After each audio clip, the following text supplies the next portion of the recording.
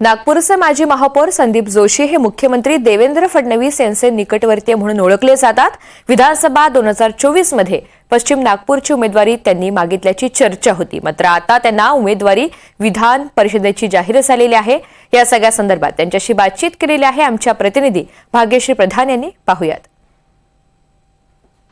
विधान परिषदेसाठी भाजपकडून 3 नावं उमेदवार जाहीर झालेले आहेत। यापैकीच एक नाव म्हणजे नागपूरचे माजी महापौर संदीप जोशी यांचं। आता ते आपल्या समोरच आहेत, आपण त्यांना त्यांच्या भावना विचारूया। सर, आज उमेदवारी जाहीर झालेली आहे, काय भावना आहेत? भावना सामान्य आहेत।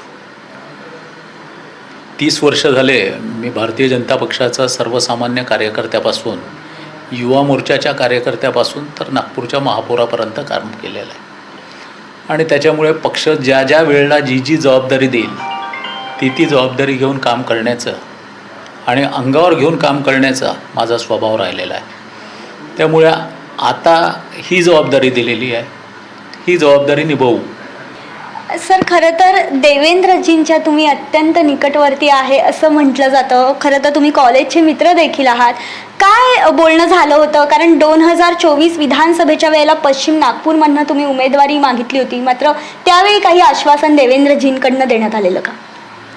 एक तर मी म्हणजे स्पष्ट करू इच्छितो आपल्याला की मी पश्चिम नागपूरमधून उमेदवारी मागितलीच नव्हती। मला कल्पना आहे की राजकारण हे सामाजिक जातीय या पद्धतीचं आहे आणि नागपुरात एका सीटवर देवेंद्रजी लढत असताना दुसऱ्या सीटवर पुन्हा मला देणं हे संभव नाही, हे मला माहीत होतं। त्याच्यामुळे मी पश्चिमची उमेदवारी देखील मागितली नाही आणि ही देखील उमेदवारी मी देवेंद्रजींना मागितली नाही। तर देवेंद्रजींनी विचार करून एवढे वर्ष झालेत हा काम करतो आहे आपल्यासोबत, देवेंद्रजींनीच विचार करून ही उमेदवारी मला दिलेली आहे।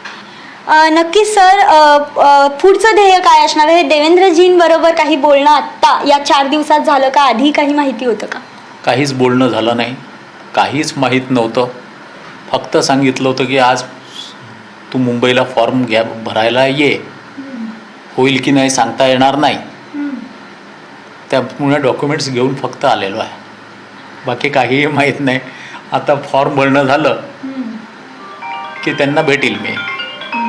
नक्कीच। तर आपल्यासमोर होते संदीप जोशी। अजून फॉर्म भरायचं बाकी आहे। देवेंद्रजींशी काही बोलणं झालं नाही, मात्र फॉर्म भरून झाल्यावर देवेंद्रजींशी बोलणं होईल अशी आशा त्यांनी इथे व्यक्त केलेली पाहायला मिळते। व्हिडिओ जर्नलिस्ट जितेंद्र वाघमारेंसह मी भाग्यश्री प्रधान आचार्य, NDTV मराठी, मुंबई।